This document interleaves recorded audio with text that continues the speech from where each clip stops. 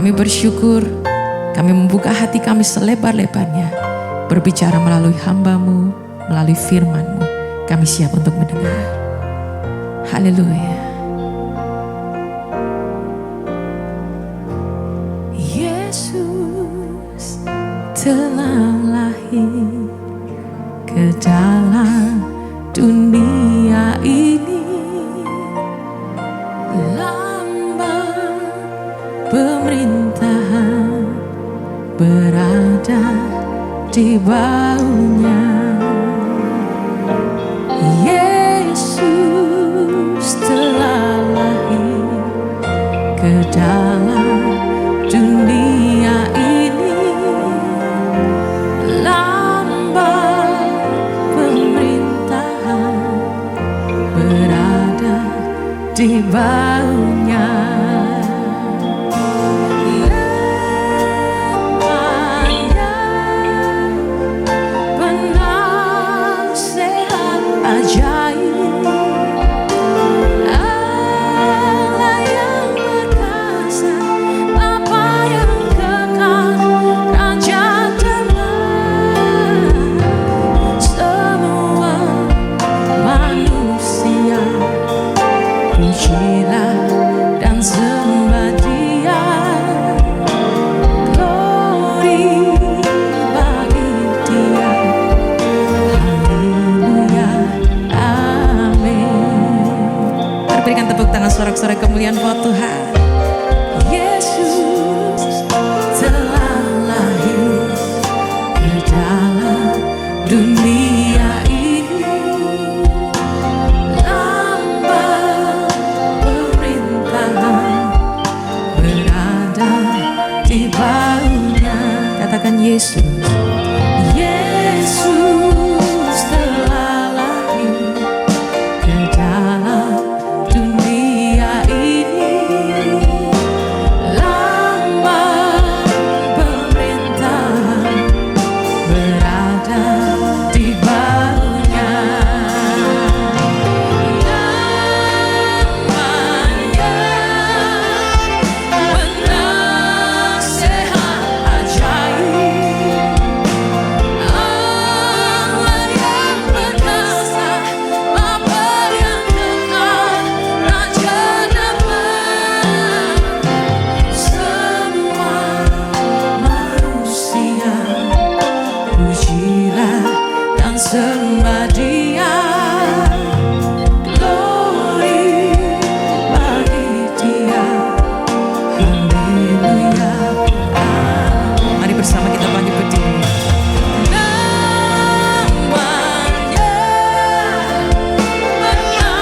penasehat ajaib, Allah yang berkuasa, Bapa yang kekal, Raja damai. Semua manusia pujilah dan sembah Dia. Glory bagi Dia. Haleluya, amin. Mari bersama angkat tanganmu tinggi di hadapan Tuhan. Namanya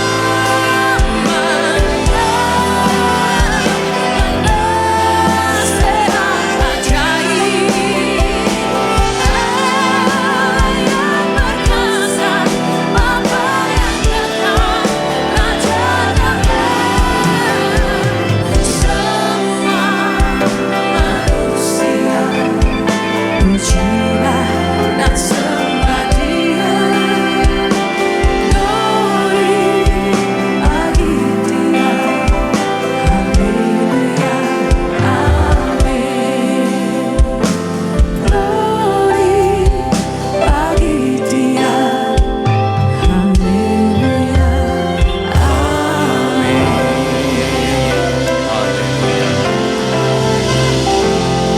Terima kasih Tuhan untuk penyertaan-Mu sepanjang tahun ini. Terima kasih juga Tuhan atas kebaikan-Mu yang Engkau telah lakukan. Ajar kami senantiasa mengucap syukur di dalam segala hal. Mungkin ada beberapa hal yang belum dikabulkan Tuhan. Tapi percayalah bahwa Tuhan punya waktu yang terbaik. Sehingga tahun depan masih ada kesempatan, masih ada jalan, masih ada yang Tuhan ingin kerjakan di dalam kehidupan kita. Tapi Tuhan minta kita tetap setia bersandar kepadanya. Percayalah, kalau saja 2000 tahun yang lalu dia memberikan anaknya yang tunggal, yang dikatakan Immanuel, Allah beserta kita, maka sampai hari ini dia juga menyertai kita.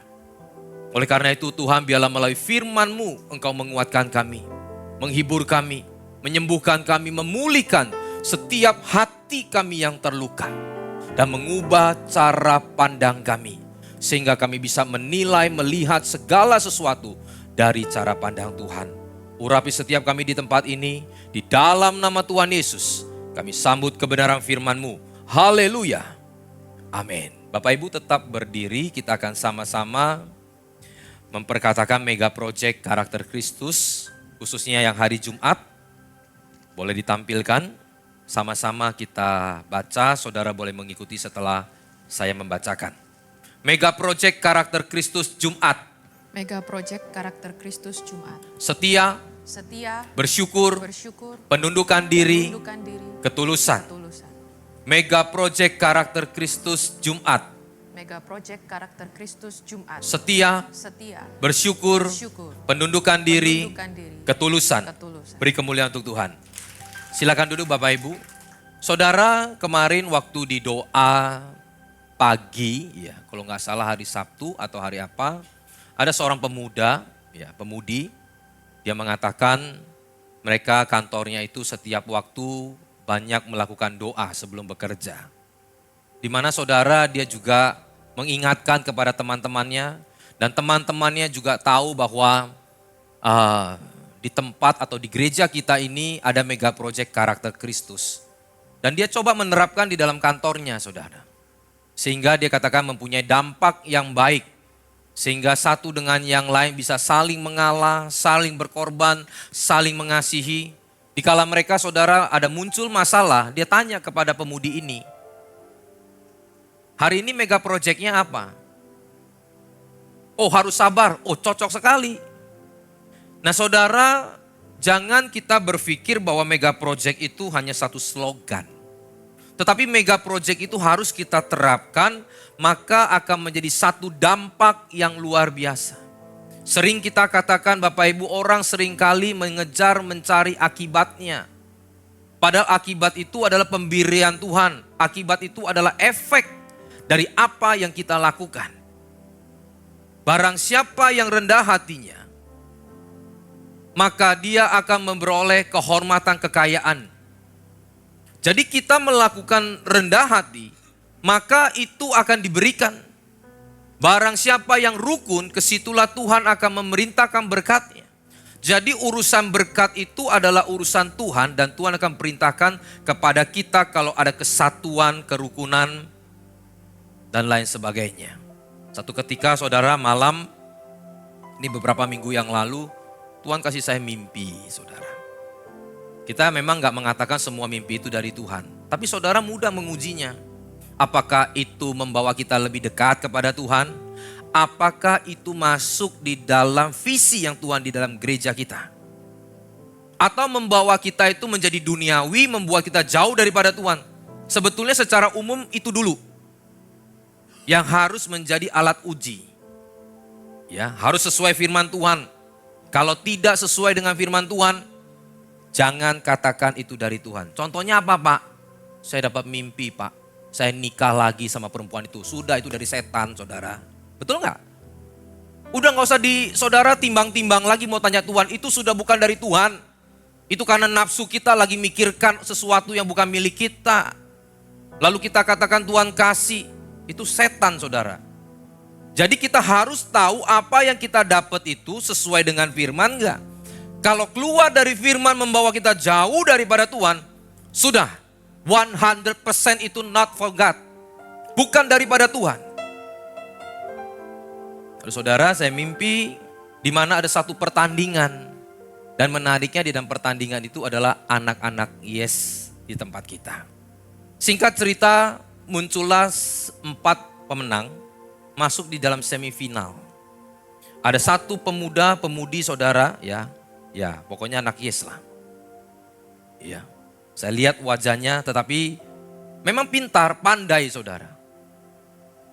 Tapi ya saya lihat belakangan ini sudah mulai jauh.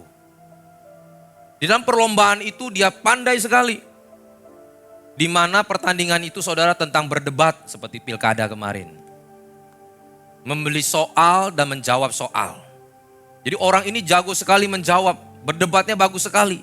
Orang belum bertanya dia sudah tahu apa yang mau dikatakan, langsung dia jawab. Semua orang berpikir bahwa dia adalah pemenangnya. Tapi menariknya saudara, waktu 4 peserta ini ditampilkan di depan dan juri menyebutkan satu nama. Saya nggak mau sebut saudara, ya. Dia sebut rupanya bukan nama orang yang tadi kita pikir pandai.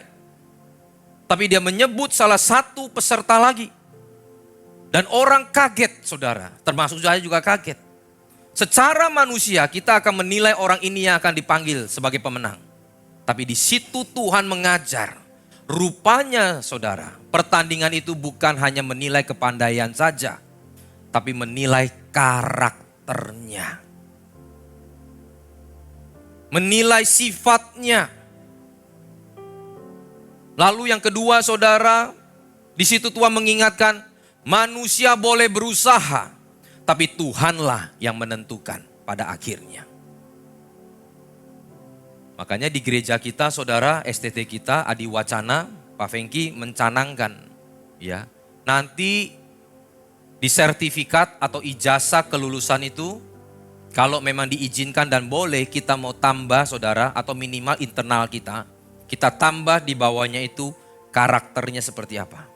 Nilainya boleh 9, boleh A, boleh bagus saudara. Semua memuaskan, semua pujian.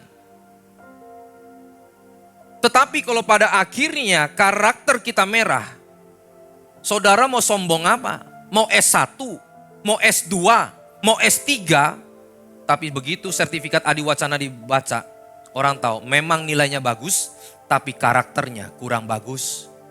Sehingga saudara mau bawa kemanapun kita mau mungkin nanti di satu gereja kita melayani, orang tahu. Jadi kita tidak bisa menjual ijazah. Kita tidak bisa menjual kepandaian kita. Tapi orang melihat karakter kita.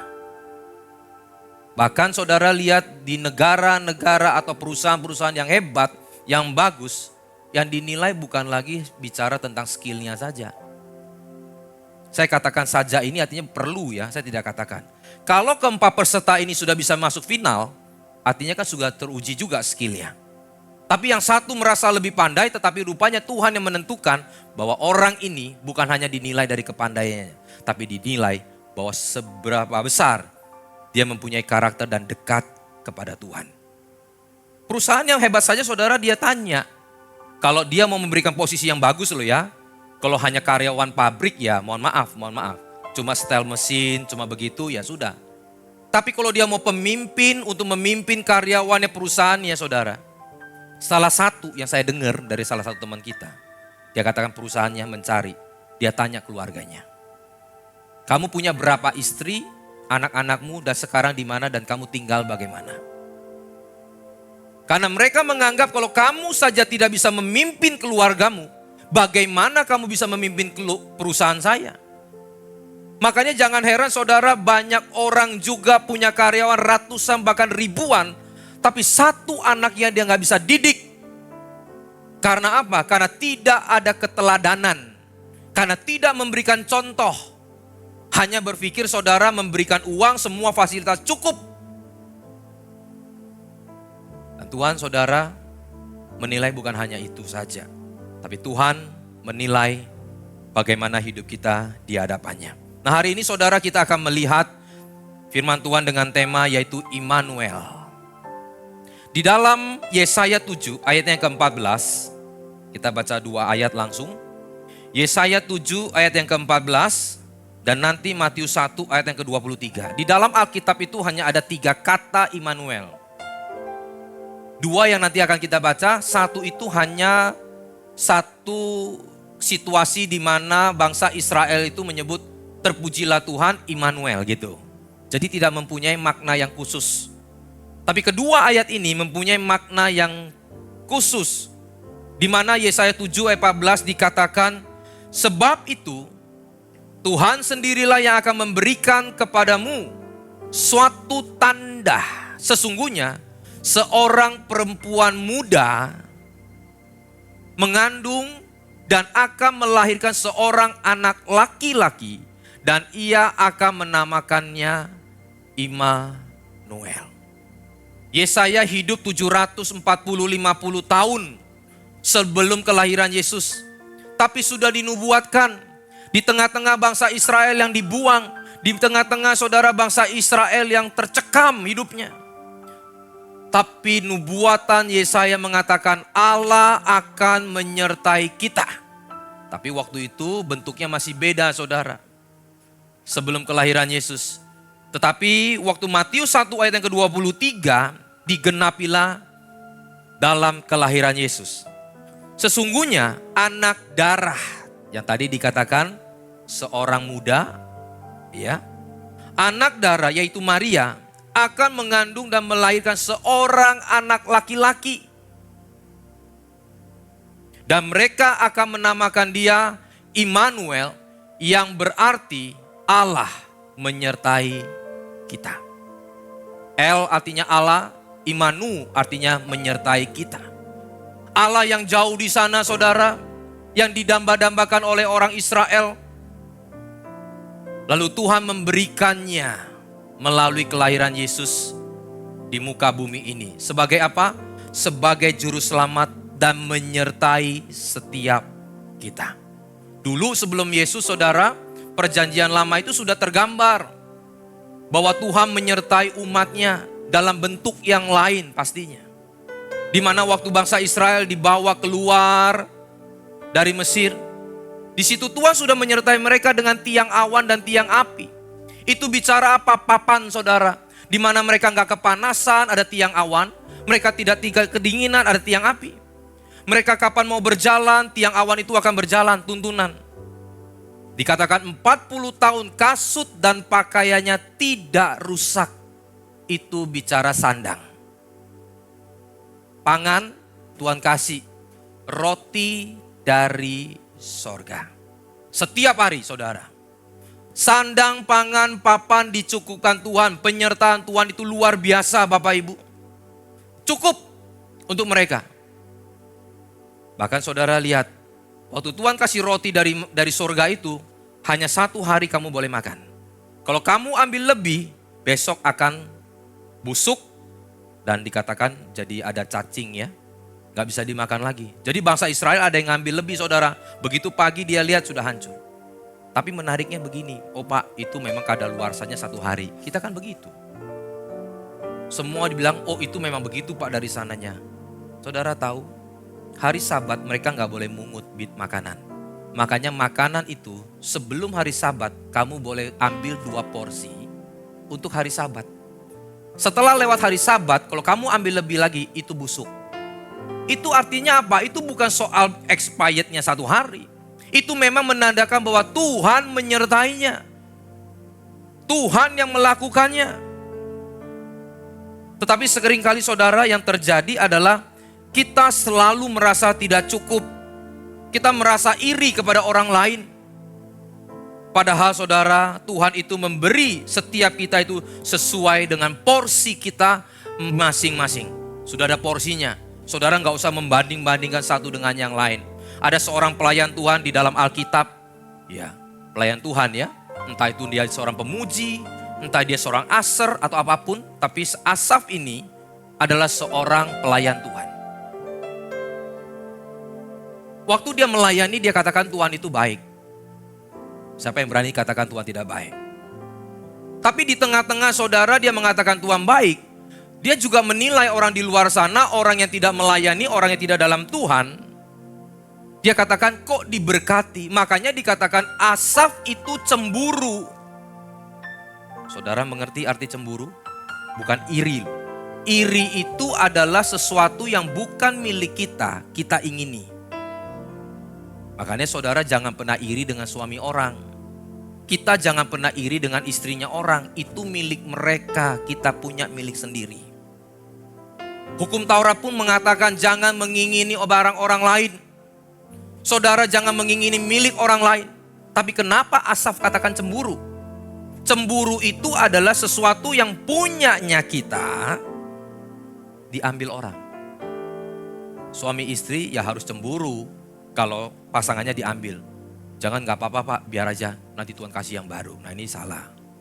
Makanya Allah itu pencemburu dikatakan. Karena Tuhan tahu kita ini miliknya. Kalau kita akhirnya lebih memilih dunia, dia cemburu. Kalau kita memberhalakan yang lain saudara, ya, entah itu dunia, tidak memilih Tuhan, Tuhan itu cemburu. Nah Asaf ini merasa bahwa saya sudah pelayanan, saya sudah di dalam rumah Tuhan, sungguh-sungguh loh dia, orang baik dia.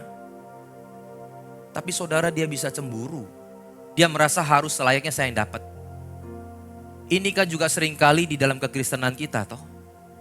Karena apa? Karena Asaf punya pengertian bahwa berkat Tuhan penyertaan itu hanya semata-mata secara fisik.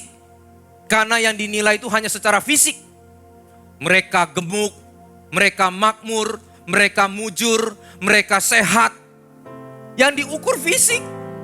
Makanya gak ketemu kalau kita hanya mengukur secara fisik. Tapi begitu Tuhan singkapkan.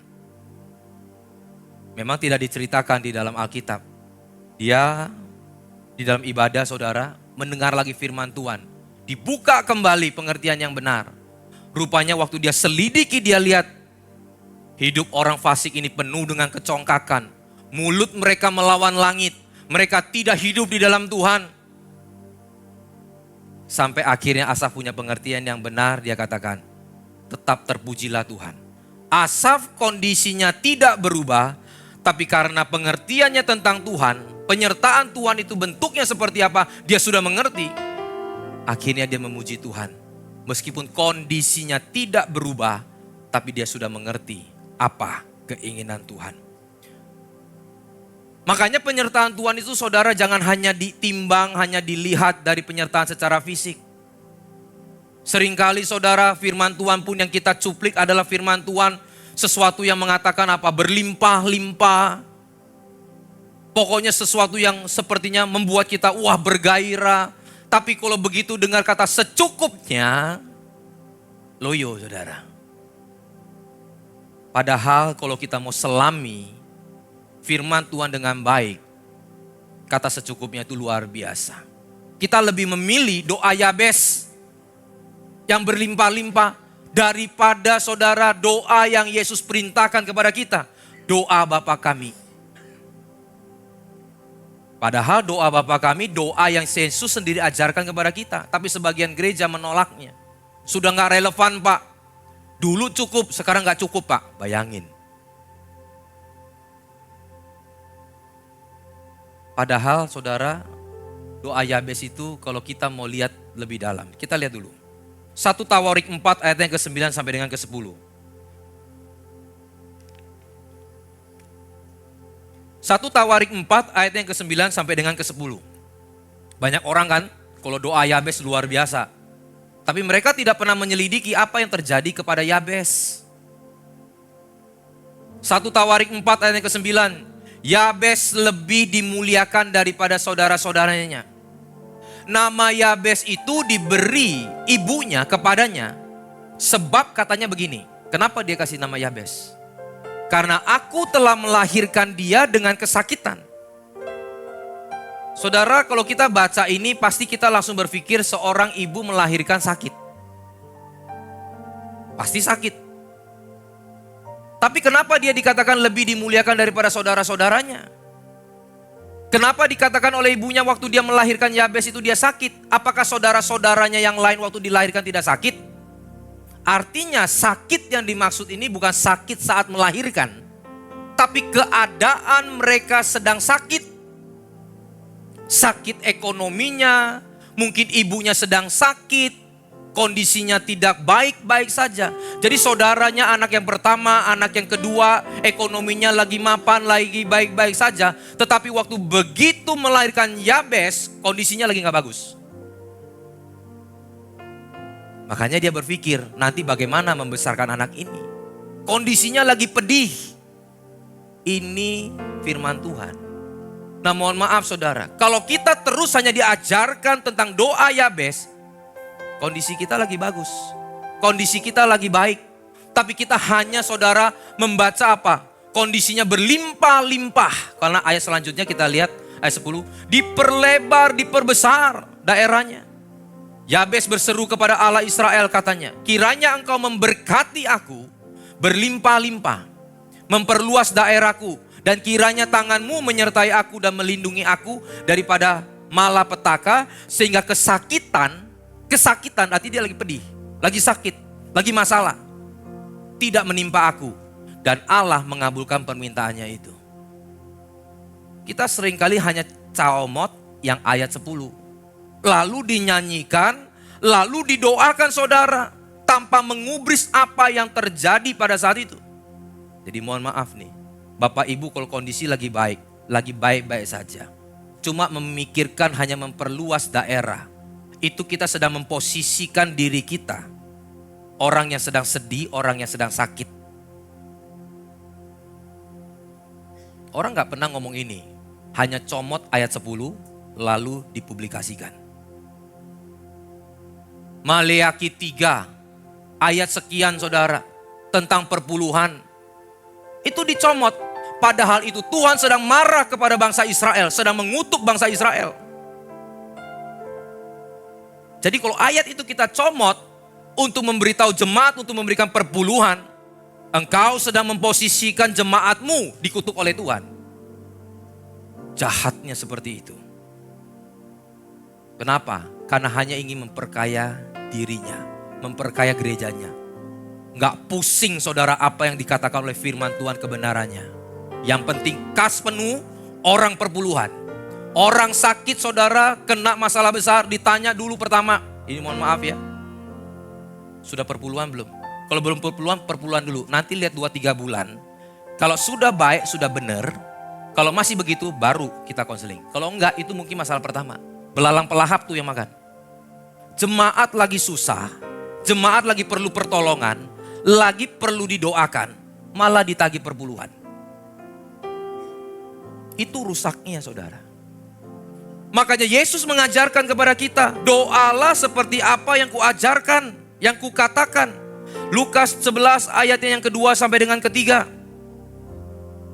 Lukas 11 ayat yang kedua sampai dengan ketiga. Jawab Yesus kepada mereka, apabila kamu berdoa, Yesus yang ngajar sendiri. Katakanlah, Bapa dikuduskanlah namamu, datanglah kerajaanmu. Ayat ketiga. Berikanlah kami setiap hari, kembali kepada perjanjian lama. Setiap hari Tuhan kasih. Tuhan pelihara. Tuhan Allah yang dulu. Konsisten dengan apa yang dia katakan. Berikanlah kami setiap hari makanan kami yang secukupnya. Kalau bukan porsi kita ambil akan rusak. Kalau memang Tuhan ingin persiapkan kamu 2 hari, 3 hari ke depan, memang kalau itu porsi kamu, Tuhan akan kasih. Karena gereja sudah gak mau kata secukupnya. Karena di pandangan mereka hanya nafsu. Hanya keinginan duniawi. Saudara mohon maaf nih. Kalau gereja hanya ngomongin jual soal chain, itu gak usah cari gereja, cari motivator. Kita ini orang Chinese saudara. Kalau ngomong duit jangan usah ngomong. Ular aja bisa jadi duit, betul? Saya punya teman saudara. Ya, bekerja juga di luar negeri. Kerjaannya ke Indonesia itu cari ular. Saya pikir apa?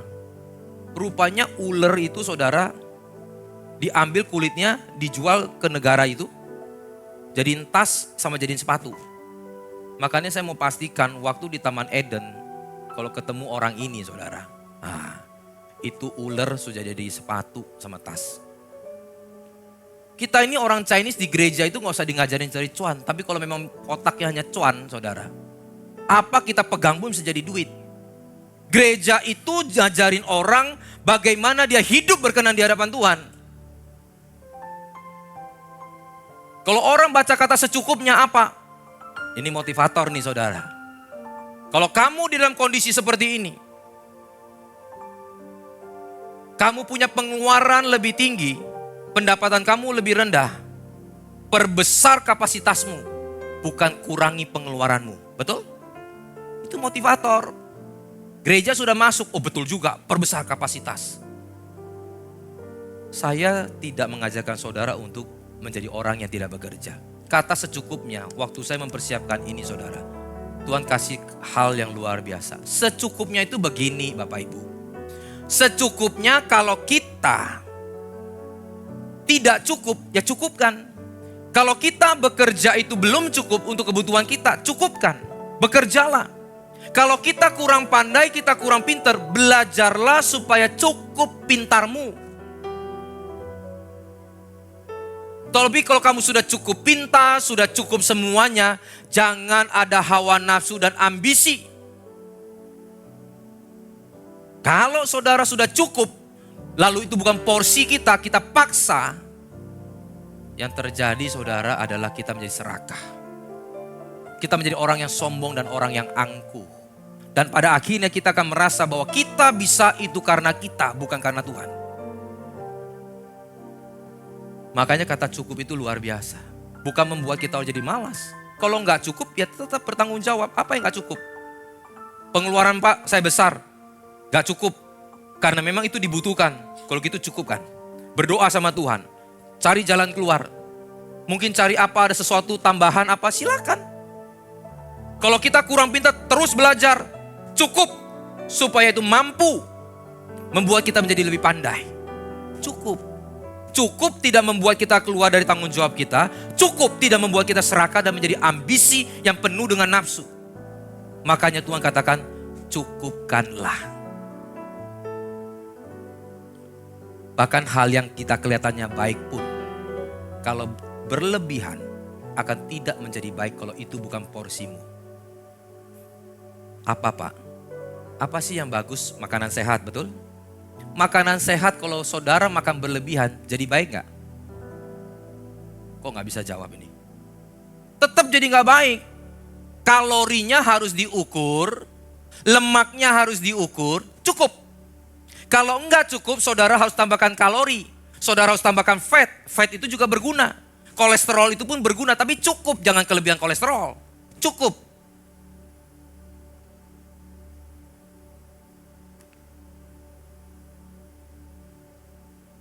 Suplemen bagus?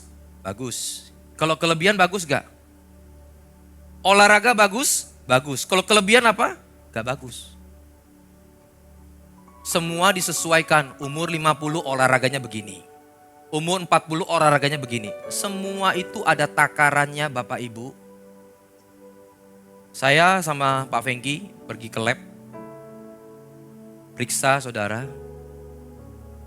Akhirnya dokter ngomong, Bapak kelebihan kalsium. Kita nyari kalsium. Makan sana sini supaya mengandung kalsium, supaya kita punya tulang bagus.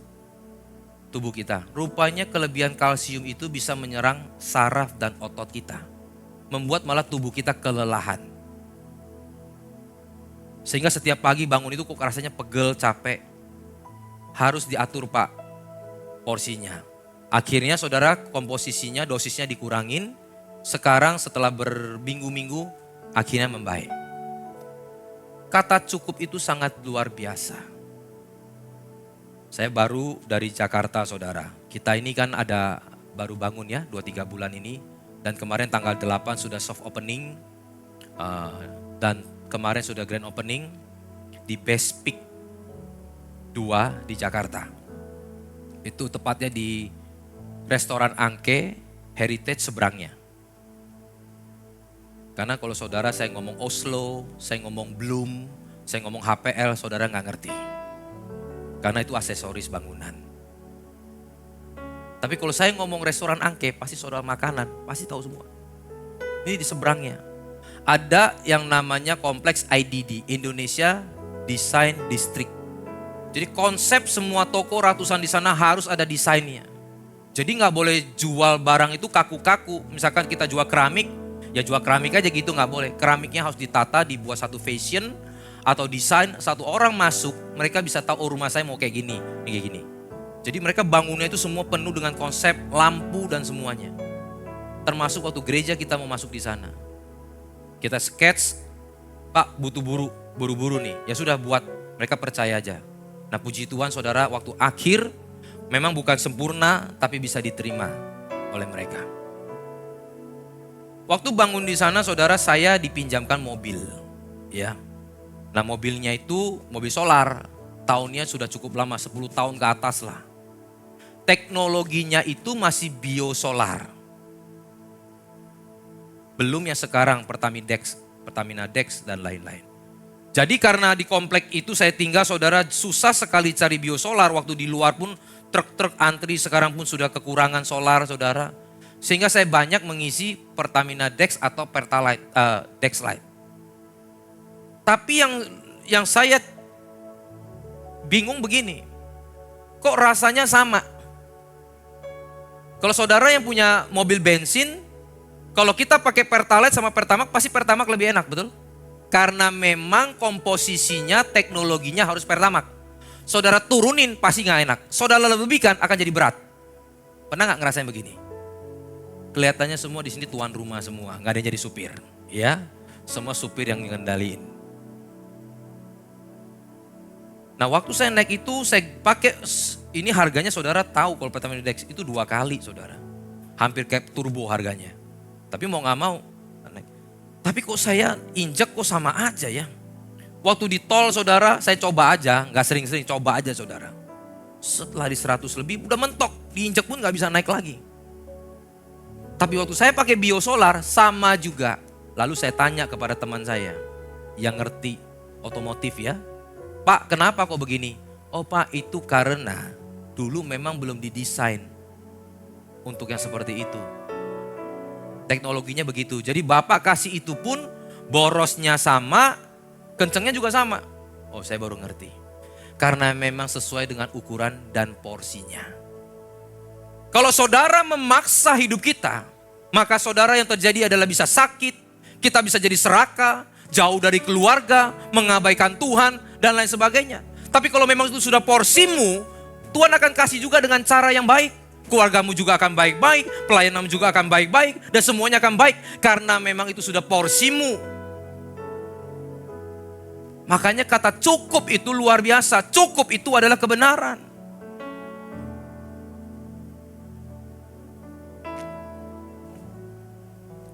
Bilangan 11 ayat yang ke-33 sampai dengan 34. Selagi daging itu ada di mulut mereka, sebelum dikunyah, maka bangkitlah murka Tuhan kepada bangsa itu, yaitu Israel. Dan Tuhan memukul bangsa itu dengan suatu tulah yang sangat besar. 34. Sebab itu dinamai tempat itu Kirbot Ta'awah, karena di sanalah dikuburkan orang-orang yang bernafsu rakus. Gak ada makan, dikasih makan. Pakaian dikasih, papan dikasih, semua dicukupkan. Waktu mereka minta kok roti terus, kenapa nggak daging? Tuhan kasih tuh daging saudara. Tuhan cukupkan lagi, kamu mau. Tapi sayangnya karena memang nafsunya manusia, mulutnya itu sudah penuh, istrinya sudah cukup porsinya, kamu kunyah dulu, kamu habisin dulu, pakai itu dulu, tapi nggak dimasukin terus. Akhirnya keselak, mereka meninggal, mereka mati. Saudara jangan berpikir orang yang korupsi itu orang yang bawah, ada juga. Tapi orang yang hartanya sudah 7 turunan, masih tetap korupsi. Betul? Karena apa? Karena nafsu dan serakah itu. Jadi bukan Tuhan tidak memelihara, tapi karena keserakahan. Makanya Tuhan mengajarkan sekali lagi, secukupnya. Kata secukupnya itu powerful. Akan membuat kita bersyukur, akan membuat kita bertanggung jawab. Kita sebagai anak Tuhan, Bapak Ibu. Penyertaan Tuhan itu jangan selalu dipikirkan dengan hanya fisik, berupa fisik. Matius 4 ayat yang ketiga sampai dengan keempat. Lalu datanglah si pencoba itu dan berkata kepada Yesus, jika engkau anak Allah, perintahkanlah supaya batu-batu ini menjadi roti. Tapi Yesus mengatakan manusia hidup bukan dari roti saja, tapi setiap firman yang keluar dari mulut Allah. Yesus juga mengatakan, akulah roti hidup. Roti yang di padang gurun itu, saat kamu makan kamu bisa lapar lagi. Tapi aku adalah roti hidup. Saat barang siapa makan roti yang kuberikan, maka dia tidak akan lapar lagi. Artinya manusia bukan hidup karena fisik saja, tapi ada hal rohani. Ada kehidupan saudara yang tidak bisa dinilai dengan fisik. Kehidupannya itu kekuatan yang dari dalam, bukan dari luar.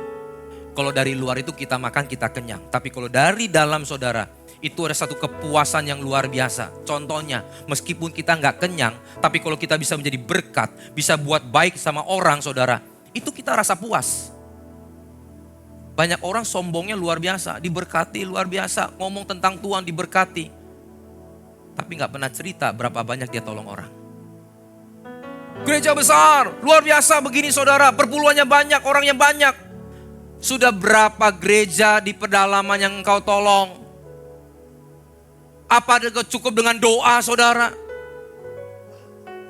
Tapi kita tidak pernah memikirkan mereka. Makanya firman Tuhan itu adalah salah satu bentuk penyertaan Tuhan. Kata secukupnya, memperbaiki cara pandang kita, hidup kita. Saya tutup dengan satu saudara, kesaksian seorang ibu.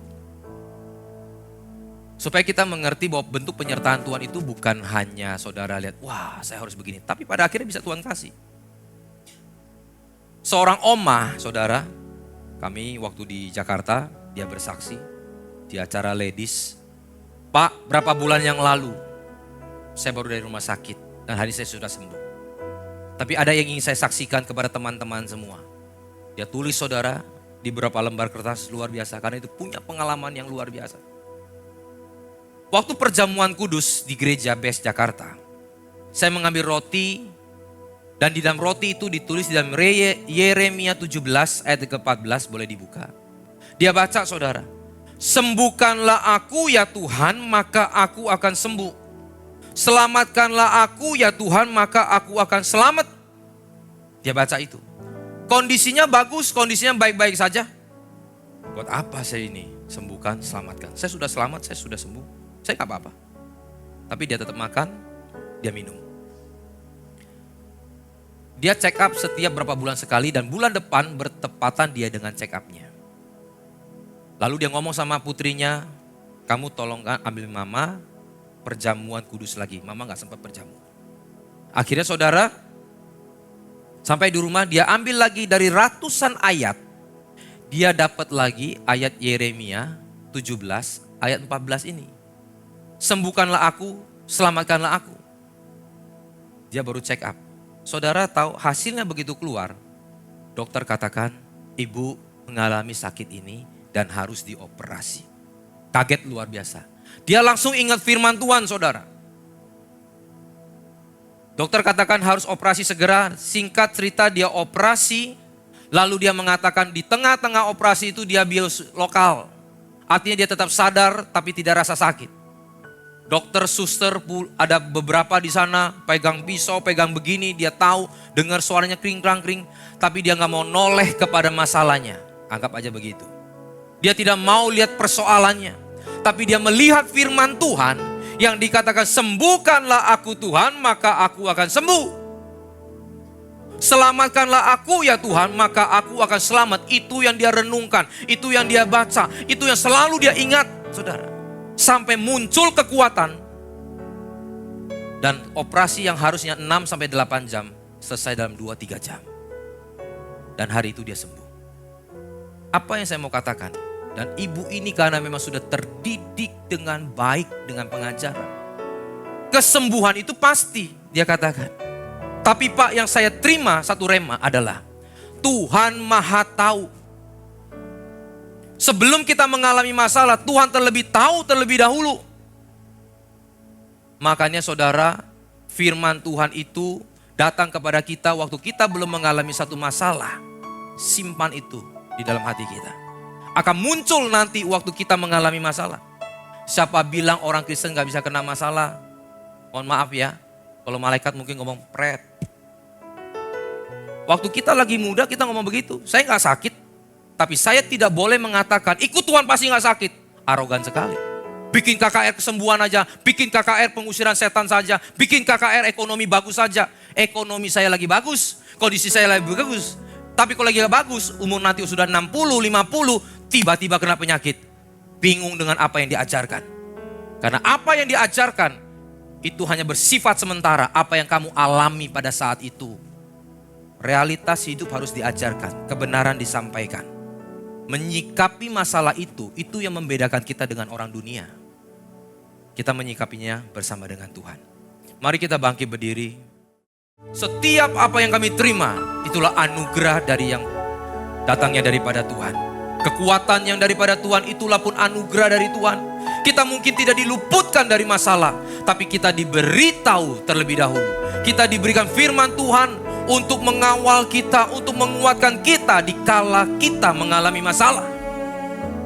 Itu bentuk penyertaan Tuhan. Terkadang Tuhan tidak luputkan kita dari masalah persoalan, tapi Tuhan memelihara kita dengan firman-Nya. Terima kasih Bapa. Memberkati setiap kami di tempat ini. Memberkati gereja-gereja. Tuhan, kami mau berdoa untuk gereja-gereja yang ada di seluruh dunia. Bagi para hamba Tuhan sampai kepada semua jemaatnya. Kiranya Tuhan memberkati mereka, supaya mereka menjadi berkat dan berdampak. Sehingga gereja di seluruh dunia dipenuhi oleh jemaat yang mencari Tuhan dengan tulus dan takut akan Tuhan. Buat semua hamba Tuhan dan gereja bersatu, rukun dan tidak terpecah-pecah, supaya dunia percaya bahwa Yesus adalah Tuhan bagi kemuliaan Allah Bapa. Demikian juga untuk gereja di mana kami Engkau percayakan untuk mengembalakannya, yaitu gereja Blessing in the Spirit. Kami mau berdoa untuk setiap persembahan dari umat-Mu. Kiranya Tuhan Kau menerimanya dan membalasnya. Biarlah persembahan ini berkenan kepada Tuhan, sebagaimana persembahan Habel. Tuhan Kau memberikan kemurahan-Mu, balaslah kebaikan dan kerelaan hati umat-Mu. Jaga dan lindungi mereka, serta peliharalah mereka beserta keluarga, pekerjaan, studi, kesehatan, bahkan di dalam iman kerohaniannya. Mari dekapkan kedua tangan di dada untuk menerima berkat itu pasti. Jikalau Tuhan memberkati, tidak ada satu orang pun yang bisa menahannya. Tapi yang jauh lebih sulit saat berkat itu kita terima. Apakah kita tetap menjadi orang yang rendah hati, murah hati, mengasihi Tuhan dan mengasihi sesama? Oleh karena itu firman Tuhan katakan, jagalah hatimu dengan segala kewaspadaan, karena dari situlah terpancar kehidupan. Jemaat yang dikasihi Tuhan, jadilah berkat dan terimalah berkat rahmat anugerah dari Allah Bapa di surga. Di dalam putra tunggalnya Yesus Kristus yang telah mati bagi dosa-dosa kita. Dan dia bangkit pada hari ketiga sehingga kita sembah Tuhan Allah yang hidup. Iman kita bukan kepada Tuhan yang mati. Dia naik ke sorga, menyediakan rumah bagi kita sehingga kita punya pengharapan yang pasti. Dia akan datang kedua kalinya, menyebut gereja dan umatnya yang berjaga-jaga, kudus, dewasa, bijaksana, serta menghakimi dunia. Dan di dalam persekutuan dengan Roh-Nya yang kudus, menghibur, menguatkan, menginsafkan, dan terus membuat hati kita berkobar-kobar di dalam kasih semula, kekudusan, kebenaran, dan menjadi saksi Kristus dari sekarang sampai selama-lamanya. Mari kita tutup dengan doa yang Yesus ajarkan. Bapa kami yang di surga, dikuduskanlah namamu, datanglah kerajaanmu, jadilah kehendak-Mu di bumi seperti di surga. Berikanlah kami pada hari ini makanan kami yang secukupnya, dan ampunilah kami akan kesalahan kami, seperti kami juga mengampuni orang yang bersalah kepada kami. Dan janganlah membawa kami ke dalam pencobaan, tetapi lepaskanlah kami daripada yang jahat. Karena Engkaulah yang punya kerajaan dan kuasa dan kemuliaan sampai selama-lamanya. Amin. Tuhan Yesus memberkati. Yang mengerti semua masalahku, Tuhan telah siapkan yang terbaik bagiku. Ku nantikan indah pada waktunya, kasih-Nya yang tiada batasnya. Dia mengerti semua masalahku, Tuhan telah siapkan yang terbaik bagiku.